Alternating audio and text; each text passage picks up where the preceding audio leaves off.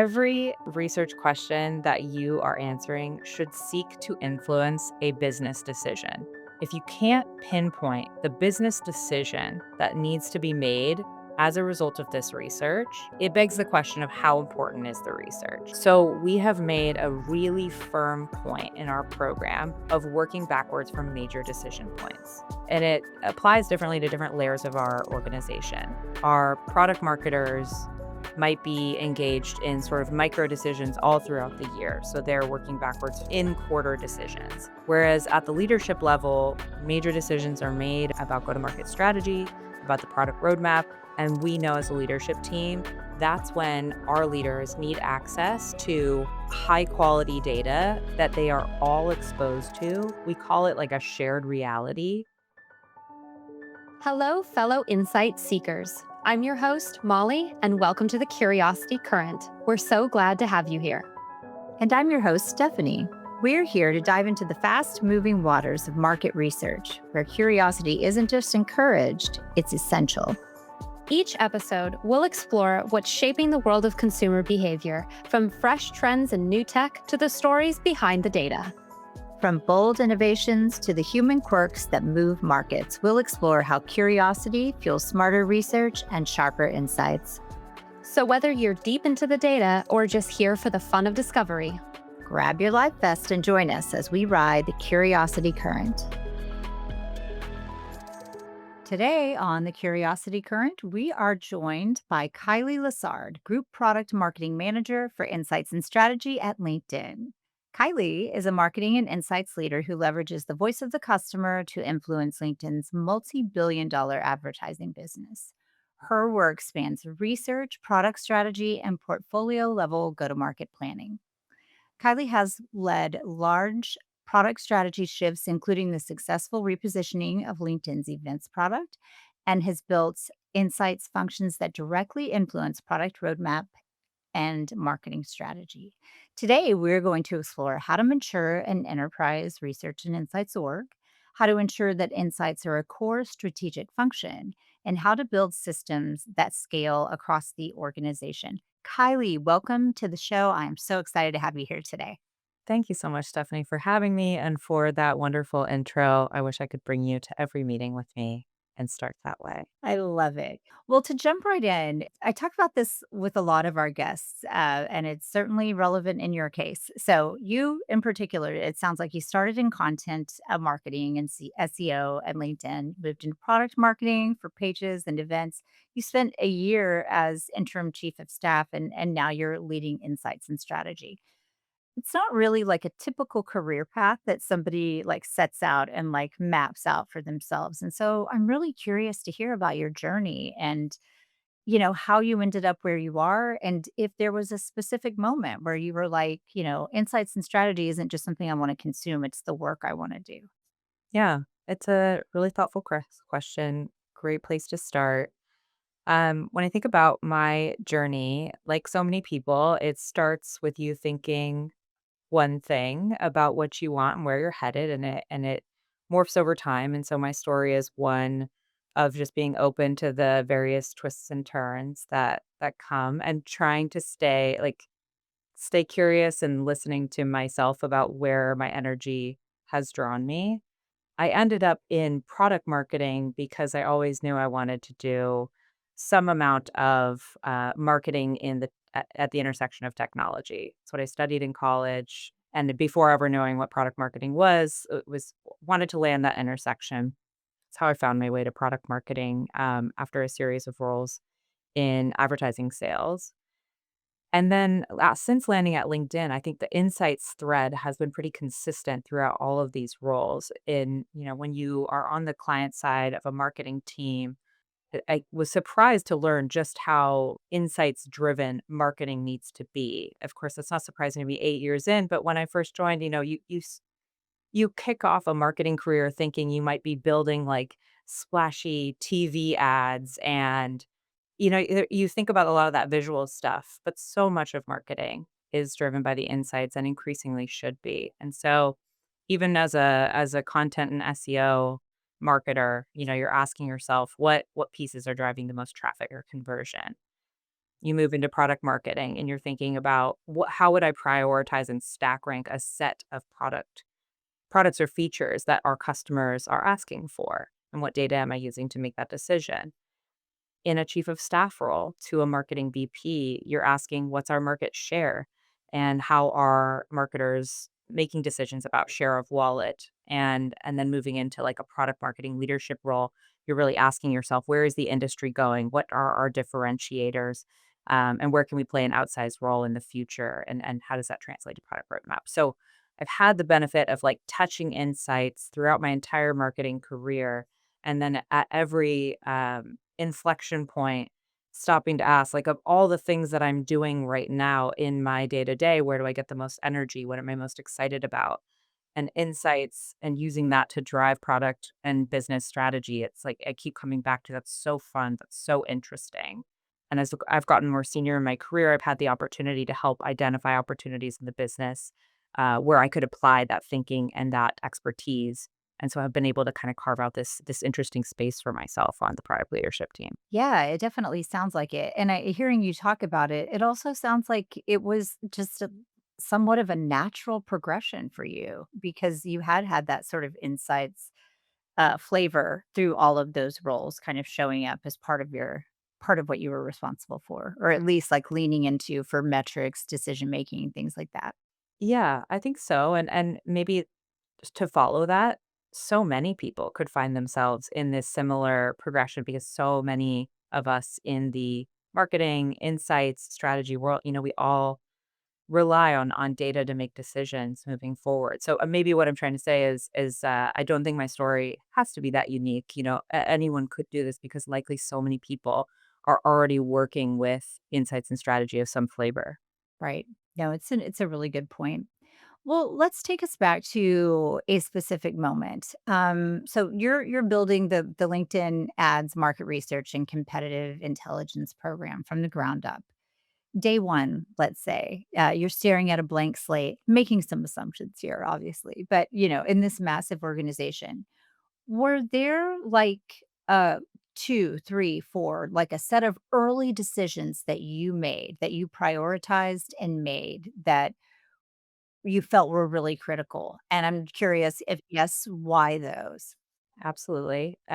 Before I jump in, I have to credit, I come in, I'm in an enterprise organization. So there's usually a blank slate typically comes after a leadership change, major restructuring or strategic shifts. And so I came in with a lot of historical work having done in these areas. So I had the benefit of a lot of, like, rich history in this space, but there was a bit of that, like, slate in terms of leadership change, and no one had been owning this space kind of from a centralized hub standpoint for a long time. So just wanna make sure I give credit to the many who'd come before me and who I build on top of. But when I was looking at this opportunity to rethink our insights and strategy function for the LinkedIn advertising business, kind of sitting within the product marketing organization, that adds a particular lens.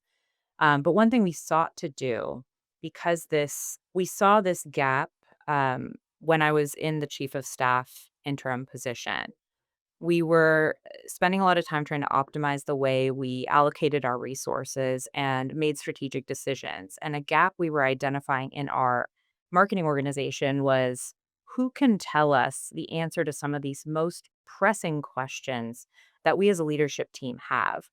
What is our market share, triangulated against a number of sources, high confidence. We certainly had indications, but did we have conviction in those numbers? Do we have conviction in the way that our customers are making decisions about how they spend their money? Do we have conviction about that journey and what it looks like, and the points at which we can influence that journey? There were so many strategic questions that we had signal on, and we knew who we could go to ask for pieces of the puzzle, but no one point of contact who could give us high signal, high conviction response to some of these most important questions. And so when I rolled back onto the product marketing team, I raised my hand and I said, I would love to be responsible for making sure that when we have very strategic, high level business questions like this, you know, we've either got an answer that we feel really strong about, or it's on our research roadmap and we know when we're going to get that answer. It's a little bit about how the role came to be. And so when you enter a spot like that, we agreed that there was room for this type of function. I have like a recipe that I have established over the years working at LinkedIn for now 8 years. It seems to work pretty well anytime you find yourself in a new position like this. And the formula is like, it's simple.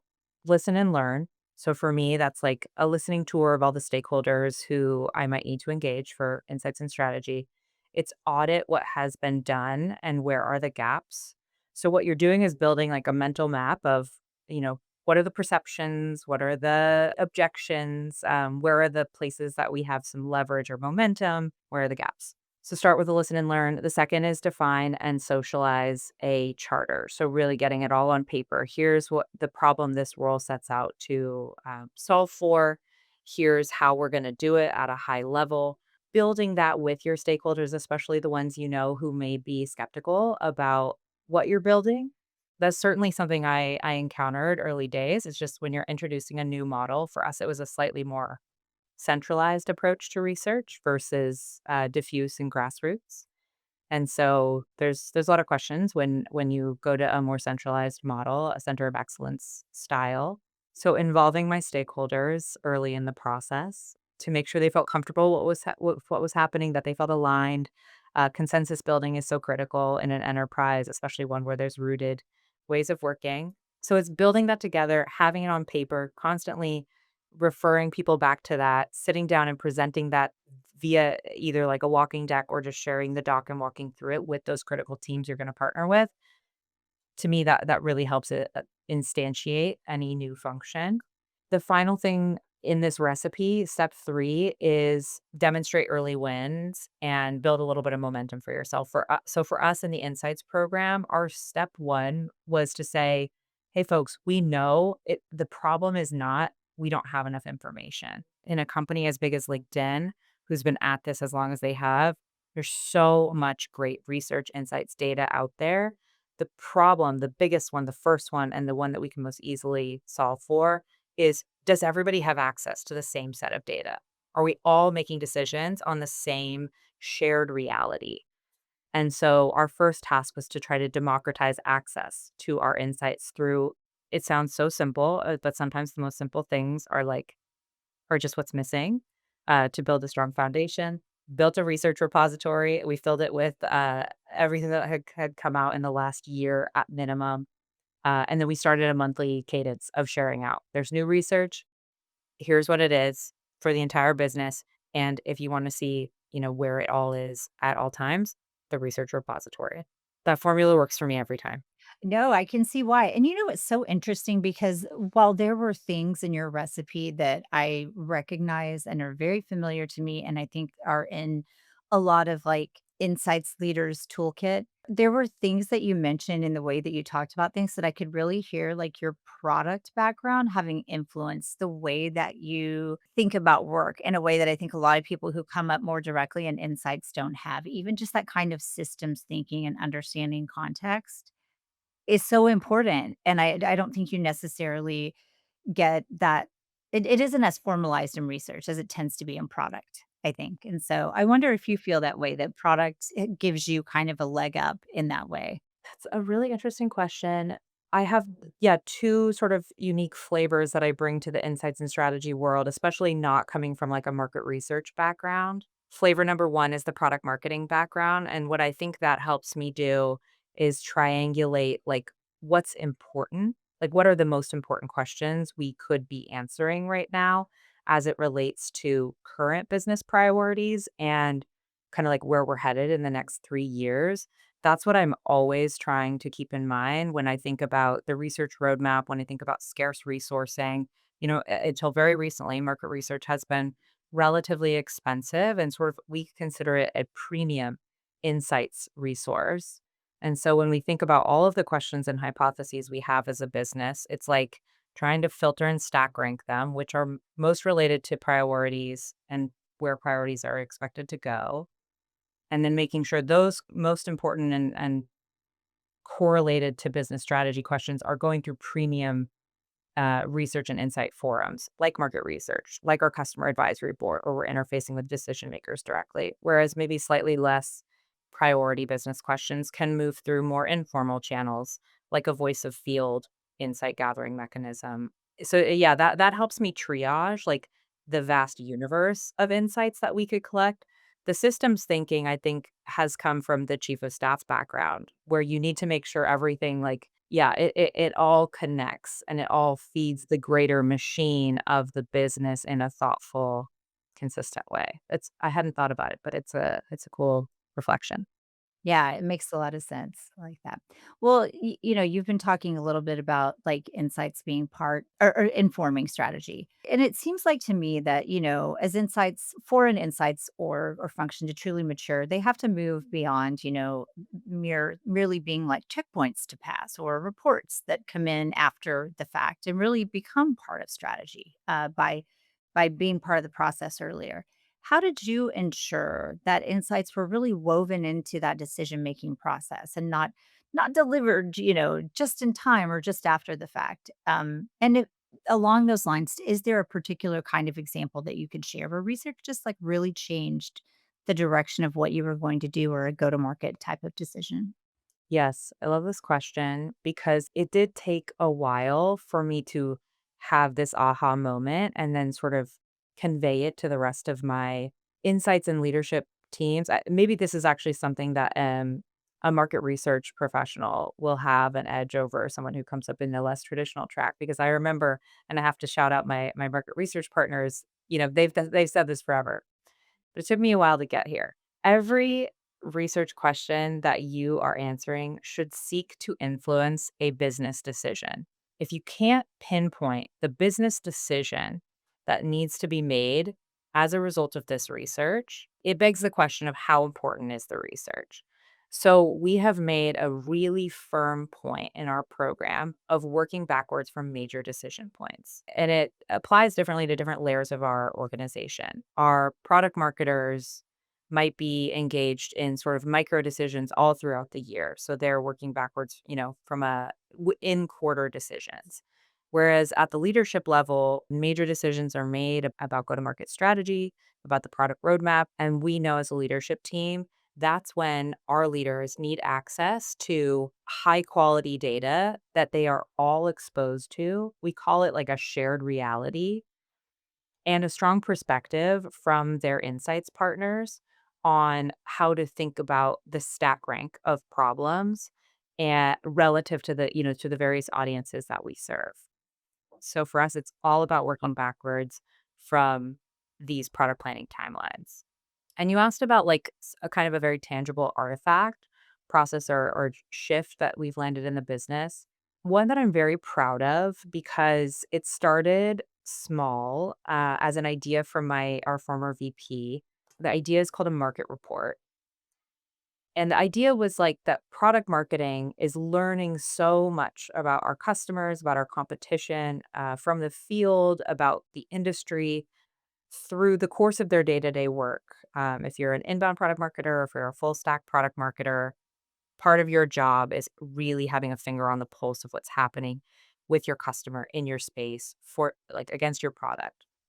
And so we needed a mechanism to wrap up all of those insights that the product marketing team was gathering over the last X months. For us, we chose 6 months to match the biannual timelines.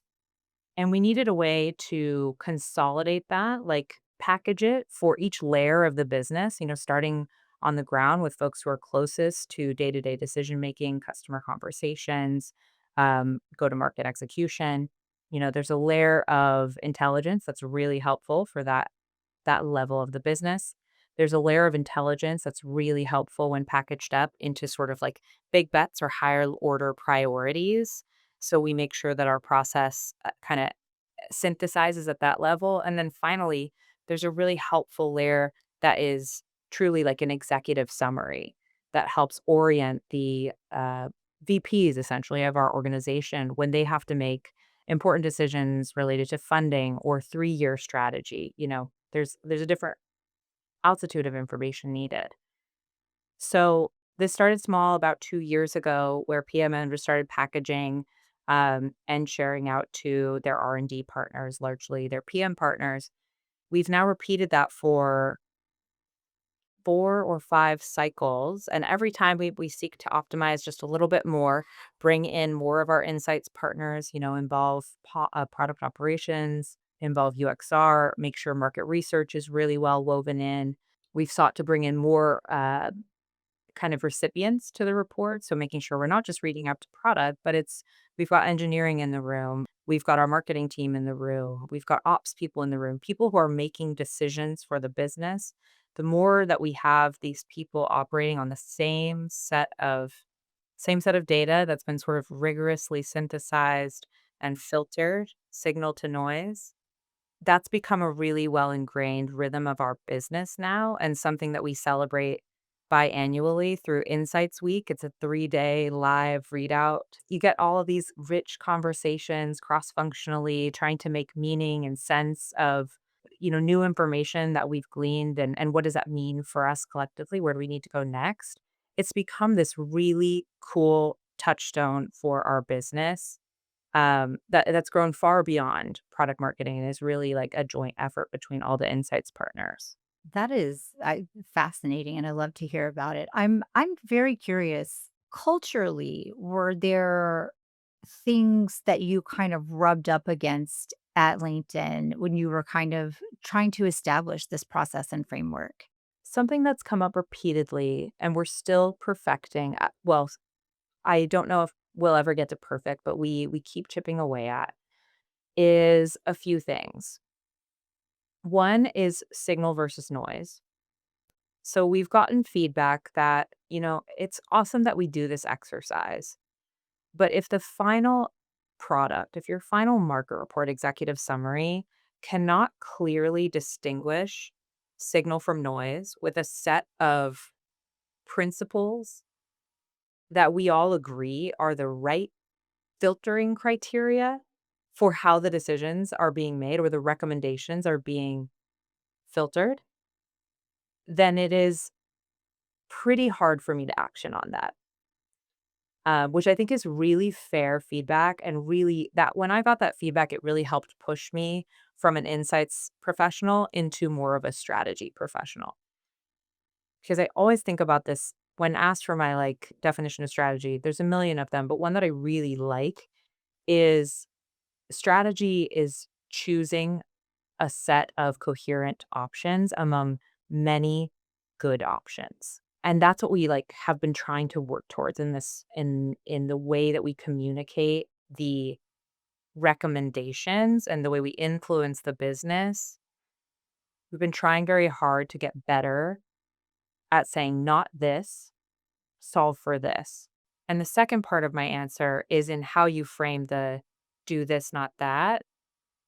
Because there was a in the beginning of our journey, we as product marketing, again, here's my product marketing background showing through, spent a lot of time saying, "Build this, not that." And over time, one, we learned that that doesn't land incredibly well with R&D orgs who are typically more responsible for making those decisions.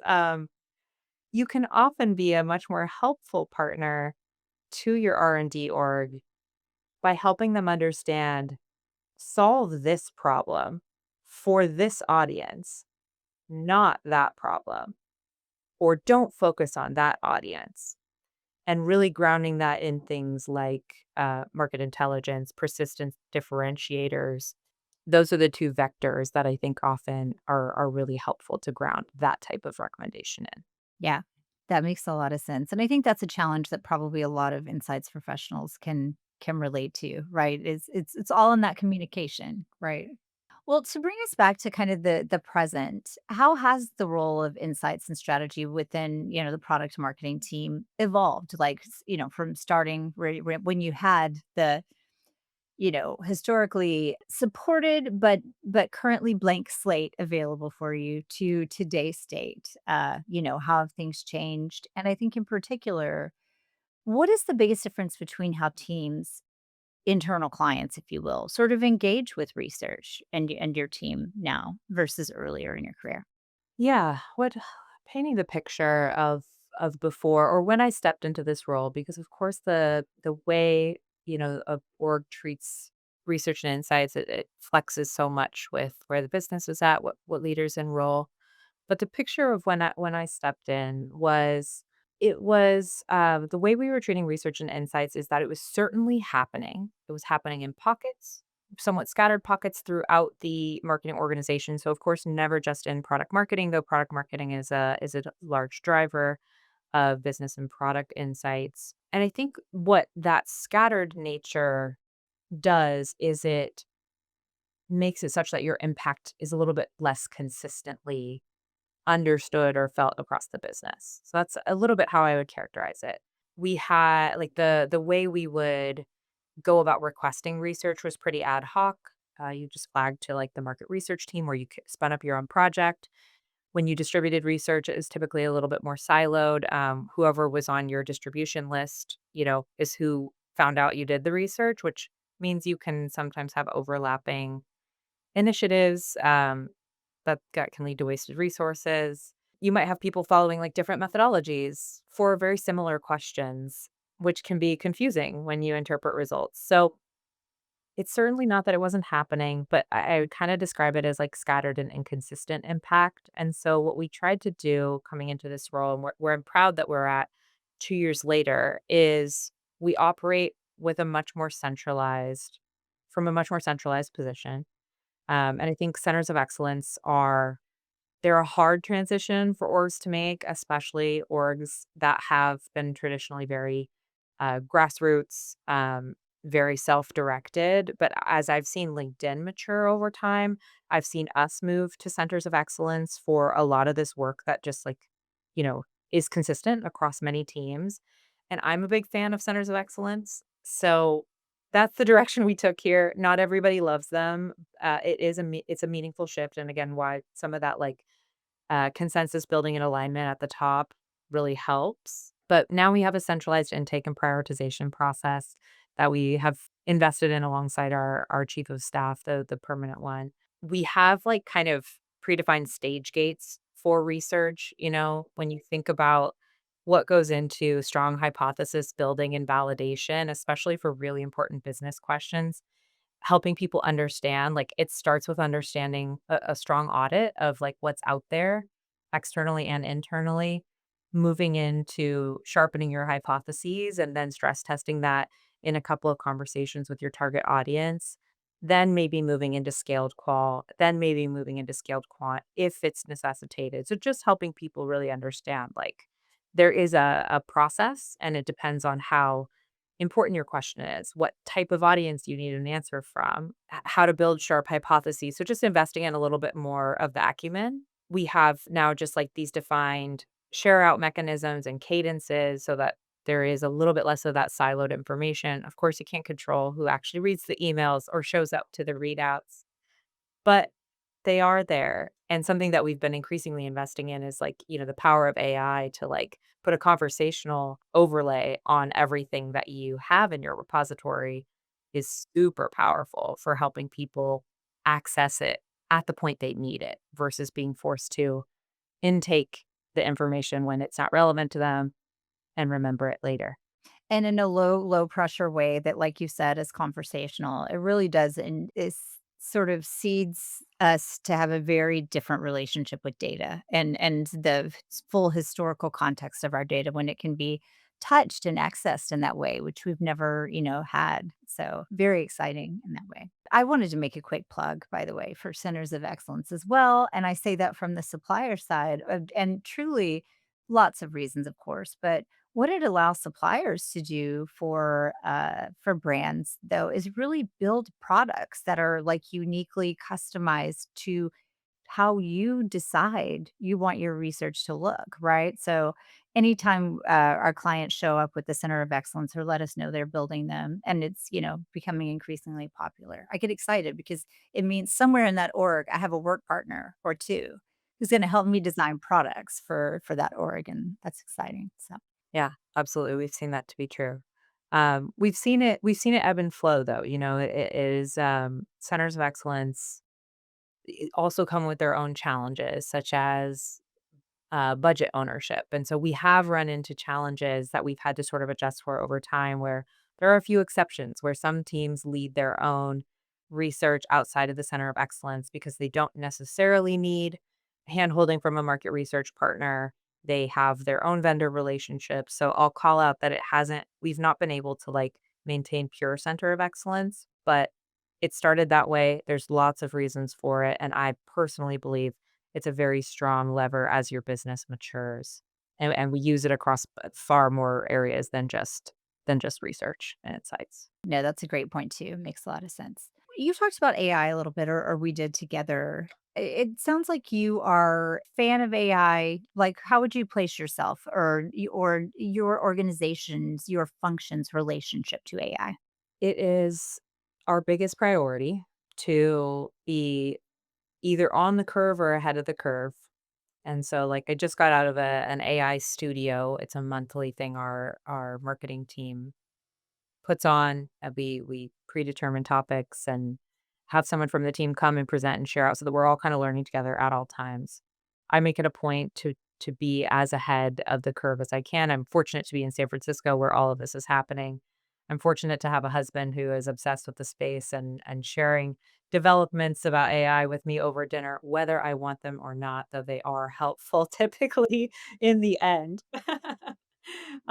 So I am who can know where they fit on the curve, but I'm really trying to spend a lot of time very excited about AI. So, yeah, that's where I'll put myself. Yeah, that's a makes sense. It's a good spot to be. And I think, we're all sort of like we're not at the peak moment where we figured out exactly how we're going to plug it in and it's going to create maximal efficiency, right? Even for what it is now. And then on top of that, it just continues to evolve. So it makes it challenging to stay on top of.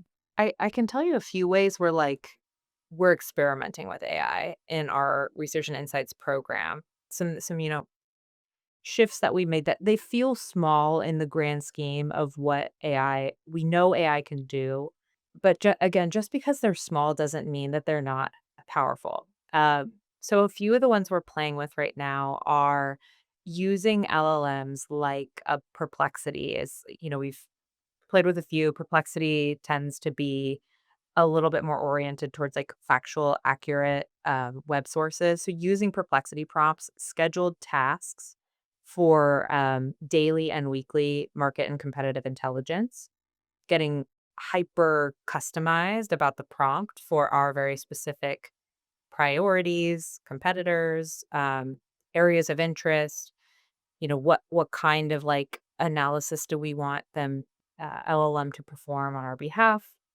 And getting that right to our inbox, game changer, because it's like, instead of a Google alert, which will just it's just keywords, this is like 2,000 characters worth of, like, purpose built, custom built for your needs. So that's a really small, powerful shift that we're rolling out to our PMM team. If insights professionals aren't yet, like, taking advantage of Gong's AI features, that is a very rich place to look. Looks like you've got plenty of people who are talking about that. Big fan, personally, yeah. I don't have to attend every sales call to know, like, how to scope and talk to about yeah, a project that someone's gonna run, yeah. The world we're in where, you can have a weekly perplexity download from everything that happened outside of your walls, and then you can have a weekly Gong email about everything that happened inside of your walls around your priority areas. Like, your ability to quickly triangulate what is going on as an insights leader is, you know, you have 50x, 100x your, I don't know, your pulse that you have your finger on. So those 2 alone are so powerful. That's so true. That's a really good point, and I think that has a lot of implications too for, like, fully remote companies, which mine is. So that's the reason I'm, like, perking up a little bit because I think, when we talk about that the view of what's going on within your walls, it's very hard to do at fully remote companies. You might miss a Slack channel and miss an entire initiative that happened, right? That was relevant to you. So I think having those ways to have that information put right in front of you, made accessible, in summarized, bite-sized, relevant pieces is game changing. Yeah, and that it's the personalized, like, getting to customize, exactly what you see. Oh, it is a whole new ball game. We're interested in tools like AI moderated tool like, all these AI native research tools that are coming out, synthetic research, we're testing and learning with all of these. I assume there will be a use case and place for all of them in any mature enterprise org in the next 12 months. We use a lot of Glean for that conversational overlay, like I talked about, when you wanna give people who are not data research experts ability to engage with your data and research in a really conversational way, uploading stuff to Glean and exposing that to your sales org, to your marketing team at large, like, that's been a really helpful lever. Everyone's doing deep research reports, making that your first stop, whereas desk research used to be stop number 1, now it's a deep research report. Just bounding that for hallucinations is really simple lever that I'm sure most people are taking advantage of. Yeah, that's a good one. Well, if we can for a moment, Kylie, and especially as we're coming up on time, I want to take you through a recurring segment that we do here at the Curiosity Current called the Current 101. I'm just going to ask you two questions. The first one is, what is one research or insights practice that you think organizations really need to let go of? And then what's one capability that you think every maturing insights org has to have on their radar or be building? The role of the insights and strategy professional is increasingly centering around your ability to separate signal from noise. The ability almost no one's problem going forward is, "I don't have enough data." Most people's problem is, "I have too much data, and I don't know how to make a decision about what's important versus what's not." And I don't have a perfect answer yet, but things that I am thinking about in this space are getting really crisp on what are our strategic filters that we will filter all of this data through to find the signal. And you can think of a strategic, there's this really great LinkedIn learning that I would recommend to anyone who wants to get better at strategy. I think it's just called, it's something very basic, like creating foundational strategy. I watched it in my chief of staff position, and I've returned to it many times in this role because it is like it's the way you stick the landing on insights is by helping people understand the so what. What do we do with all of this? And what do we do with all of this in context of all the other things that you've shared with us? So, what's out is just more information and more data. And what's in is really helping your business crystallize on a set of strategic filters by which you will make decisions and then leverage, like orienting your research roadmap to make sure you have the right data to filter through those criteria. Yeah, I think that's great feedback there. And then I think just to round us out then, and these questions are tend to be a little bit related, but there's a lot of value for our listeners, I think, in asking you this last question, which is just, for somebody who's earlier in their career than you are, who might be really drawn to this idea of making a mark with strategic insights work, but isn't sure how to move from, maybe a more tactical role or phase of their career. What's the most important lesson that you've learned about building influence, let's say? And what would you tell that person? What would you tell your younger self if they asked? I like this question a lot because I can picture my younger self, the lead PMM on LinkedIn events. The year is 2020. We've just decided to launch an in-person events product. And I'm leading the alpha and April hits and an in-person event product is no longer viable in market. However, a virtual events product has extreme opportunity to capture all of these events that need to go online because of COVID. And at that time, I was still very junior in my product marketing journey. And I was responsible for blitzing the market, having roughly 50 one-on-one conversations with event marketing professionals to understand, like, how could we credibly pivot this product from in-person forward to virtual forward? And what you don't realize in that moment is that nobody knows more about the customer or the problem or the right solution as right as you can get it, with all the data. No one's closer to the data than you are. No one's closer to the customer. And the most powerful person in any room when it comes to strategy and decision making is the person who's closest to the customer. We talk about this all the time at work. And I think it's so important to bear repeating in an increasingly digital world. If we're going to move into more synthetic research, if we're going to do more AI automated interviews where you're taking yourself out of the position of talking to the customer. Or even the customer out of the situation of talking to the customer. Yes, that's a risk. That's a real risk. We can't lose sight of that, and in fact, it's only becoming more important, and typically, when you are, like, boots on the ground early in your career, your access to the customer is very high, so your perspective is very valuable.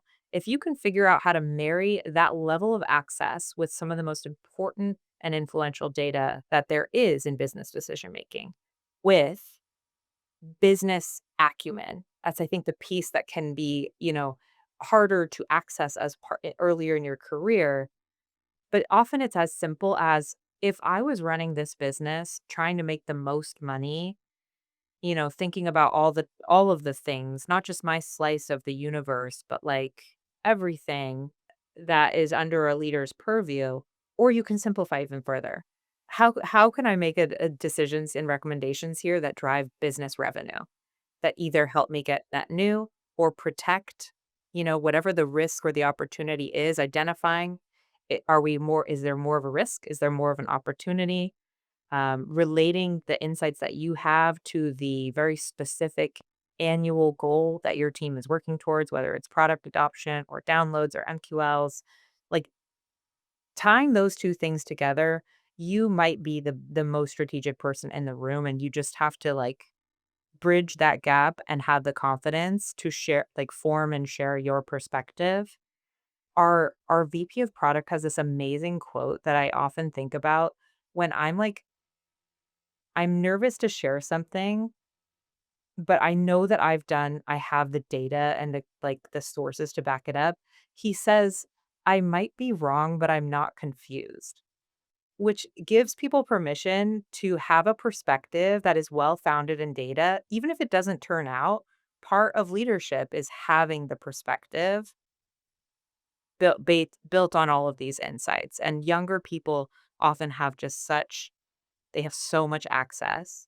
They just need the conviction. I think that that is such a great answer because so often I ask that question and I understand this, but it's that we are almost always highlighting skills that will need development, right? And I think you're calling out such an important thing, which is that you're carrying around something incredibly valuable. And that should be a part of what gives you the confidence to then go out and learn what you need to learn about, influencing and really having a voice. So, what a cool point to highlight. I love that.